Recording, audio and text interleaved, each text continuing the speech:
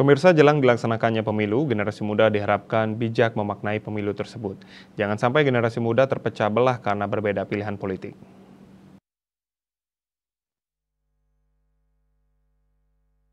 Menjelang pemilu Februari mendatang, generasi muda diharapkan tetap menonjolkan kedamaian.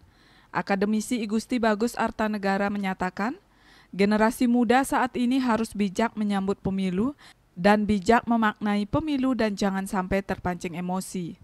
Persaudaraan yang erat juga mesti dijaga dengan baik oleh para generasi muda.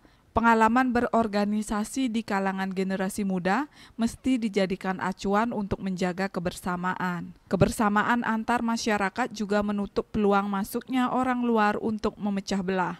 Tapi himbauan saya, jangan sekali-kali karena pemilu ini kita menjadi bermusuhan. Sebab itu kan hanya pada hari H saja kita mencoblos, orang tidak tahu apa pilihan kita, jadi jangan itu dijadikan alasan mencurigai, oh si A kok, apalagi dalam satu TPS nanti kalahnya besar lalu dicurigai si A, si B kan. Itu kita harus sudah dewasa lah, sebab generasi muda sekarang kan juga harus hati-hati dengan janji-janji politik, terutama para pemilih.